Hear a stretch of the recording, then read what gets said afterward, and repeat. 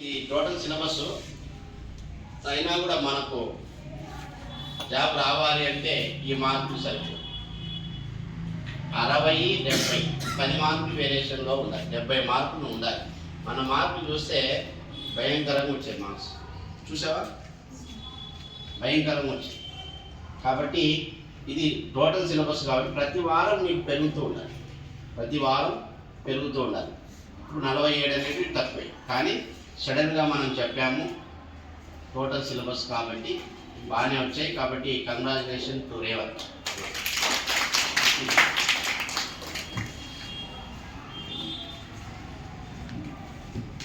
Psychology book మనం గిఫ్ట్గా ఇవ్వడం జరుగుతుంది సార్ చేతుల మీదుగా. తెలుగు అకాడమీ సార్ సంతకం చేసినట్టు జాబ్ గ్యారెంటీ పొంగ వచ్చి మాట్లాడు.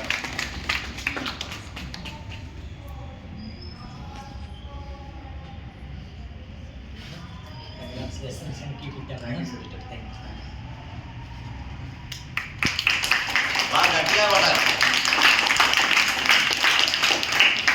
రేవంత్ ప్లాన్ చేసుకుని చదివాడు అంటే ఒక వారం వరకు గట్టిగా పోటీ అంటే కాంపిటేటివ్గా తీసుకున్నాను. నేను రావాలి, నారాయణ సార్ ఎక్స్పెక్ట్ చేస్తున్నాను, నేను రాలేకపోతున్నాను అనుకుంటున్నాను. కాబట్టి ఈ వారంలో హార్డ్ వర్క్ చేసి ఉంటేనే వస్తుంది. మీరు ఇక్కడ ఉండే వారందరికీ కూడా చెప్పేది ఏంటంటే అట్లా పోటీ పడాలి, పోటీ పడితేనే వస్తుంది. ఓకేనా? నెక్స్ట్ ఈ సరిత 45 మార్క్స్. సరిత హాస్టల్. మాధవి 44. మాధవి పోటీలోనే ఉన్నారు, కాకపోతే ఈసారి 3rd ర్యాంక్లో ఉన్నారు. Okay, psychology Telugu academy feedback మొత్తం మీకు ఇచ్చింది అది అట్లా పెట్టేది పేరు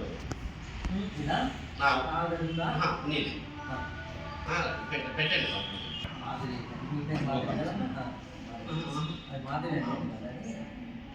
పేరు రాసినారా? సరిత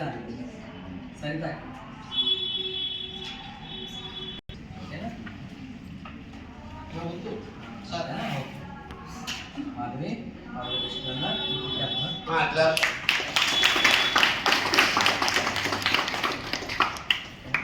నెక్స్ట్ నేను సార్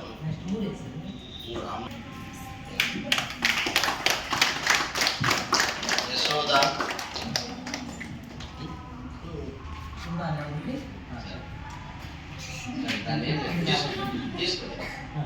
తీసుకో నాకు మళ్ళీ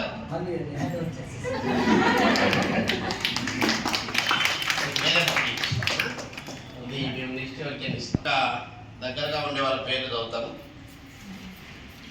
యశోద కే జమున గారు, ఎం అనిల్ రాలేదా? అనిల్. కే దేవేంద్ర వెరీ గుడ్. స్వప్న గారు.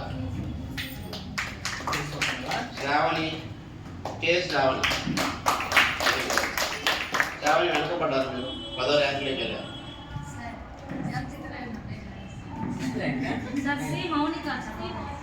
మిస్ అయ్యిందా?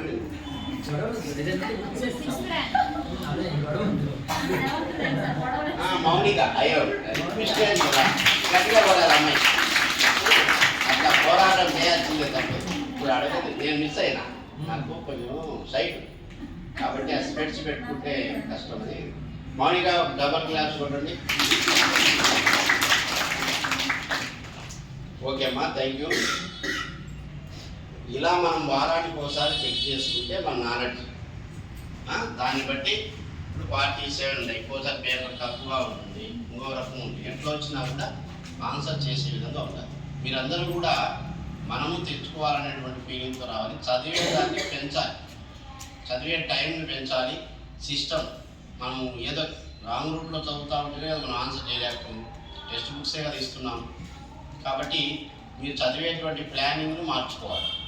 మీరు మార్కులు తక్కువ వస్తుంది, లేదు నువ్వు ఏ సబ్జెక్ట్లో ఎక్కడ ఇబ్బంది పడుతున్నావో చెక్ చేసుకోవాలి.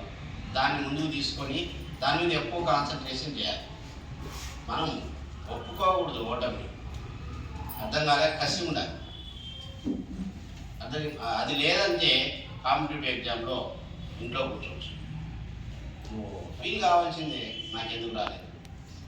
ఫీల్ కాకుండా ఇప్పుడు కాదు నేను ఒకేసారి మెయిన్ ఎగ్జామ్ చూసుకుంటానంటే ఏం చూసుకునేది ఉండదు. డిఎస్సి వేరే 35 మార్క్స్ అయితే మేమంతా ఎస్వి యూనివర్సిటీలో చదివా. నేను పీజీ చేసా, పిహెచ్డి వరకు వెళ్ళా. మేము ముందు రోజు నైటే చదివేది. పీజీకి రేపు ఎగ్జామ్ అంటే ముందు రోజు నైట్ మొదలు పెడతాం, పొద్దున పోయి రాసేస్తాం. ఆ రోజు నైట్ అంతా నిద్రపోం, పోయి డైరెక్ట్గా బ్రష్ చేసుకోవడం, టిఫిన్ కూడా చేయం. ఎగ్జామ్ రాసి వచ్చి మళ్ళీ టిఫిన్ భోజనం చేస్తాం. అది 35 మార్క్స్. దాంట్లో నువ్వు నేనెవరు చెక్ చేయి. కాంపిటేటివ్ ఎగ్జామ్ మీకు మనం ఒక వీడియో పెట్టాను రన్నింగ్ గ్రూప్లో. ఏమంటావు, గెలవడం తప్పదన్నప్పుడు ఏం చేసినాడు వాడు? ఇక్కడి నుంచి జంప్ అయిపోయాడు. వాడు అది చేయకపోతే ఆ పక్కనోడు వస్తుంది మేడం. వాడు ఒకేసారి రన్ చేయలే, ఎగిరినాడు, అక్కడి నుంచి జంప్ చేసి ఈత దాటేసాడు. అది పైన మనకి తప్పదుగా. అంత పట్టుదల, అంత కృషి ఉండాలి. ఎందుకంటే మీ పేరెంట్స్ దేవుళ్ళు, మీ ఫ్యామిలీ చాలా గొప్ప వాళ్ళు. ఎందుకంటే మొన్ననే రికార్డు చేసి మళ్ళా మీకు వేలకు వేలు ఫీజు కట్టి మీ మీద నమ్మకంతో ఇక్కడ కూర్చోబెట్టినారంటే మీరు ప్రతి సెకండ్ను వాల్యుబుల్గా తీసుకోవాలి. వాళ్ళకి ఎంత నమ్మకము.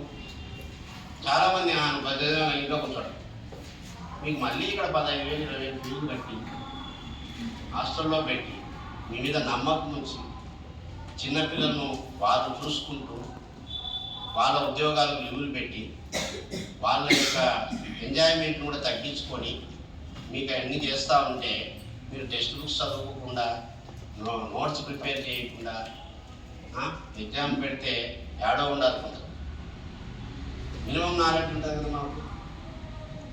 మినిమం మన డిఎస్సి రాసిన వాళ్ళకు మినిమం ఉంటుంది కదా. అసలు క్వశ్చన్ పేపర్ సిలబస్ చెప్పాల్సిన అవసరం లేదు. ఏది ఎప్పుడు పెట్టినా రాయగలగాలి.